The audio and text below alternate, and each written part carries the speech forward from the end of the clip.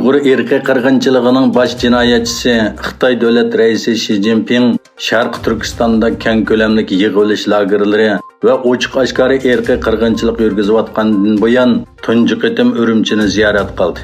Navbatda nurg'un g'arb davlatlari Xitoyning Sharq Turkistondagi qilmishlarini irqiy qirg'inchilik deb atadi. Shi oxirgi qitim 2014-yili Sharq Turkistonga borgan bo'lib, shuningdan keyin bostirishlar kuchaygan edi. 2016-yildan boshlab umumyuzlik tutqun va irqiy qirg'inchilik boshlangan bo'lib, Shining ziyorati irqiy qirg'inchilikning tayyorlik bosqichiga to'g'ri kelgan edi. Bu yil 2-faslda Xitoyning iqtisodi o'xshash mazgildagidan 0,4% oshgan bo'lib, 9 fasldan buyongi eng tuvan nuqtaga tushib qolgan. Xitoy doiralari buningga Xitoy virusi yuqumi va xalqaro vaziyatning davolg'ishini sabab qilib ko'rsatgan. Navbatda Xitoy yillik iqtisodiy o'sish sur'atini 5,5% ga yetkazishni planlagan bo'lib, bir qism iqtisodshunoslar bu nishonga yetkazishning asosan mumkin bo'lmaydiganligini bildirishgan.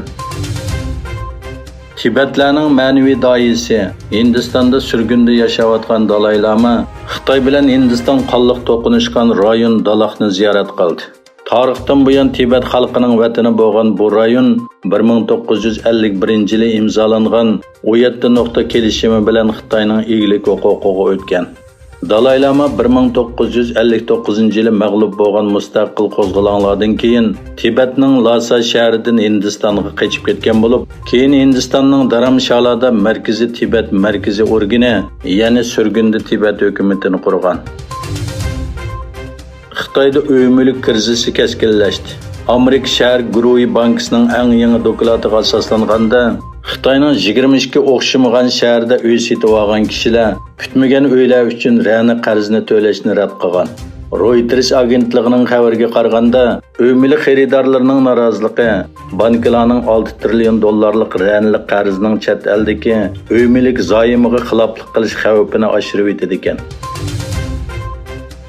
Vengriya bosh ministri Viktor Orban Yevropa ittifoqining Rossiyaga qaratgan Xitoy iqtisodiy jazolar bilan o'zining putiga o'zi palto urganligini, agar bu jazo bekor qilinmasa, Yevropa iqtisodiga buzg'unchilik qilish xavfi borligini aytdi. Ukrainaning yordamga muhtoj ekanligini, ammo jazoning Rossiyani ojizlashtirmaganligi va necha oydan buyon davom qilayotgan urushga hal qilish chorasi elib kelmaganligini tilga olgan Orban, buning Yevropa iqtisodiga keng ko'lamda ziyon kelganligini bayon qildi va Yevropa rahbarlarining bu strategiyani qayta o'ylanish kerakligini o'tirg'a qo'ydi. Amerika prezidenti Joe Biden Isroiliya, Falastin va Saudiya Arabiston ziyoratining oxirgi bekiti bo'lgan Saudiya Arabistonga keldi. Biden bir kunlik Isroiliya ziyaratidan keyin tunugun ishg'oliyat ostidagi Iordan daryosining g'arbiy qirg'og'idagi Baytul Haramga berib, Falastinning prezidenti Mahmud Abbos bilan ko'rishdi. Biden Abbos bilan ko'rishganda bu rayonning tinchligi va bexatarligining oshko'chi Falastin davlatini e'tirof qilish dedi.